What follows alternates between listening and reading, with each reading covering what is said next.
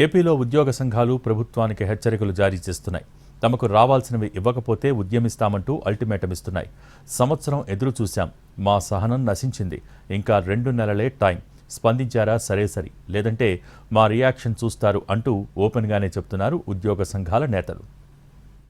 1వ తారీఖునే జీతమిస్తున్న ప్రభుత్వానికి ధన్యవాదాలు తెలుపుతూనే ఉద్యోగులు, ఉపాధ్యాయులు, ఆర్టీసీ ఉద్యోగులు అసంతృప్తి ప్రకటిస్తున్నారు.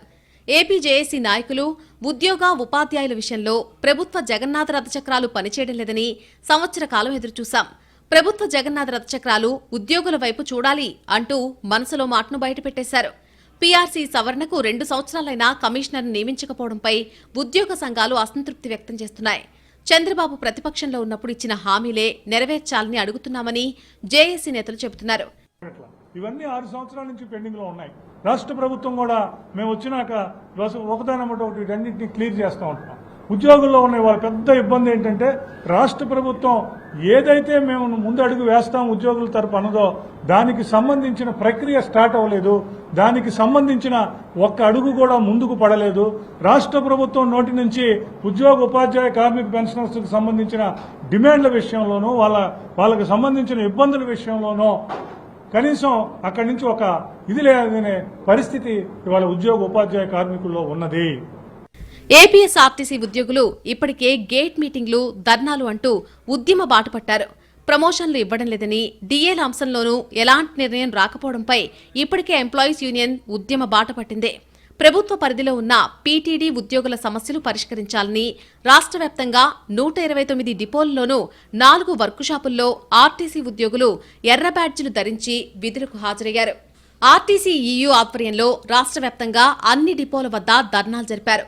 సీఎం చంద్రబాబు అనుమతి కోసం వేచి ఉన్న ఆర్టీసీ ఉద్యోగుల పదోన్నతులకు వెంటనే గ్రీన్ సిగ్నల్ ఇవ్వాలంటూ కోరారు. ఆగస్టు 15 నుండి మహిళలకు ఉచిత ప్రయాణం స్కీమ్ విజయవంతం కావాలంటే 3,000 బస్సులు కొనుగోలు చేయడంతో పాటు 10,000 మంది సిబ్బందిని నియమించాలని డిమాండ్ చేస్తున్నారు. పీఆర్సీ బకాయిలు కూడా చెల్లించాలని కోరుతున్నారు.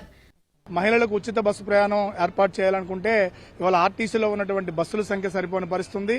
అలాగే సిబ్బంది కూడా కొరత చాలా ఉంది. ఉదాహరణకి సుమారు 10,000 మంది సిబ్బంది ఖాళీలున్నాయి. రోజుకి అన్ని డిపోల్లో కూడా 40 నుంచి 50 మంది కండక్టర్లను డబుల్ డ్యూటీలు పంపించే పరిస్థితుంది. అలాగే ఉన్న 12,000 బస్సుల్లో సుమారు 50% బస్సులు కాలం చెల్లిన బస్సులు ఉన్నాయి. కొత్త బస్సులు కూడా కనీసం 3,000 బస్సులు తేవాల్సిన పరిస్థితుంది. పెన్షనర్ల పరిస్థితి మరీ దారుణంగా ఉందంటూ ఆవేదన వ్యక్తం చేశారు జేఏసీ నాయకులు. పంచాయతీ కార్యదర్శులు సైతం తమ డిమాండ్లు పరిష్కరించాలంటూ ఏపీ ఎన్జీఓలతో కలిసి ఉద్యమానికి సిద్దమవుతున్నారు. ఉదయం నుంచి గ్రీన్ అంబాసిడర్ల కోసం ఎదురు చూడలేక నానా అవస్థలు పడుతున్నామంటున్నారు. వాళ్లకిచ్చే 200కు పనిచేయడం లేదని, అదనంగా డబ్బులు అడుగుతున్నారని అంటున్నారు.